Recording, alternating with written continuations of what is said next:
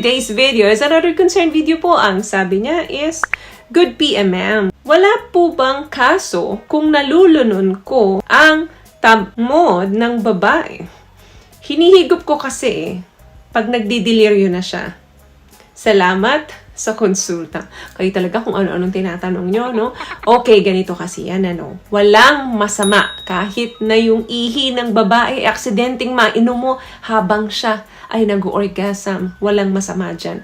Ang masama dyan, kapag yung may dala-dala nito ay infected ng mga sexually transmitted infection or mga sexually transmitted disease. Dahil once na dumaan ito doon sa bibig mo at nagkataong meron kang mga open wound like singaw or mga sugat sa dila, possible talaga na ma-infect ka rin. Yun na yung pinaka-portal or pintuan para makapasok sa'yo yung infection, yung disease na meron doon sa babae. Pero kung hindi ka naman malikot, kayong dalawa lang talaga ang nagtatalik sa isa't isa, at kilala mo to, alam mong malinis siya, alam mong wala siyang sakit, ay very safe naman ito kung sakaling malunon mo or talagang nilulunon mo. In fact, wala namang masamang chemical na nakakahalo dito na once na nainom mo ay pwedeng sumakit yung tiyan mo. Meron pang ilan-ilan na merong allergic reaction na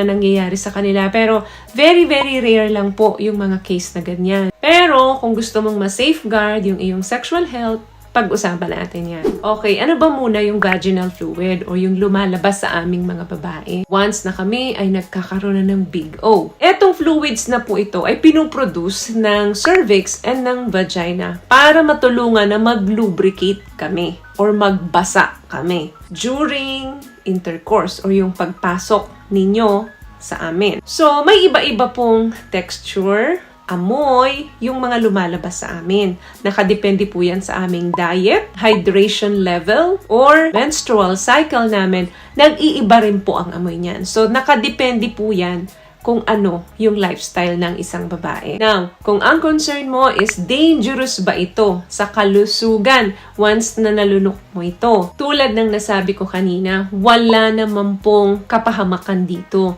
Kung yung partner mo ay ligtas naman sa sakit, ibig kong sabihin, wala naman siyang mga infection, mga sexually transmitted disease, so ito po ay ligtas na mainom. Ang negative effects lang naman dito, once na na-ingest mo yung vaginal fluid, is kung may sakit yung babae. Kasi nga, posibleng mahawa ka talaga. What I love about this product, itong No More Dark Secret ng K-Skin, bukod sa may advanced whitening na siya, na kung saan pwede niyang matulungan na pumuti yung mga singit-singit mo, moisturizing, meron siyang anti-irritation, antibacterial, maintain healthy pH level. Hindi lang pambabae, meron din po tayong pang-lalaki. However, no matter what kind of sexual intercourse you are having, there is always a risk of STI.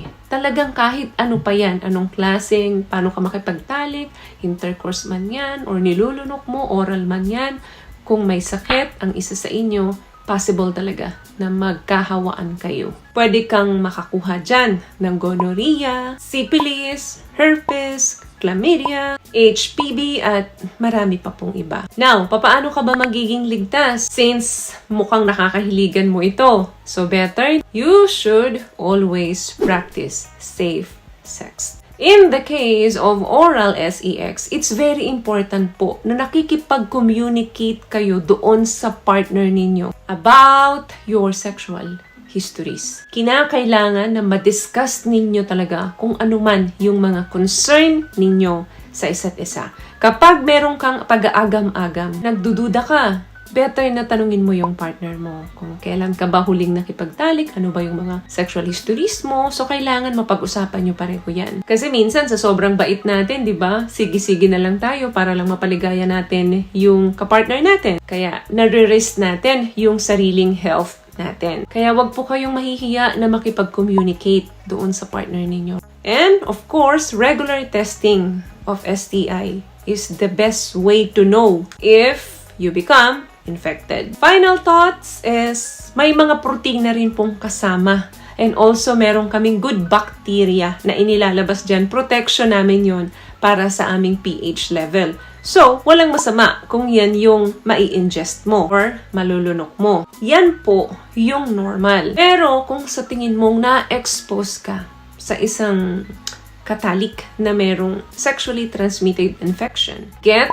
tested as soon as possible para mas malaman mo yung totoo. Prevention is always better than cure. Pero kung sa tingin mo namang very safe, malinis talaga yung partner mo, well, enjoy mo lang yung kanyang substance. And improve kung paano ka makipag-interact sa partner mo during pagtatalik. So, may natutunan ka ba sa mga pinag-usapan natin? At kung nagustuhan mo ang ating video, please give it a thumbs up, comment down below, and also share this video na rin po sa mga kaibigan sa tingin yung matutulungan ng video natin.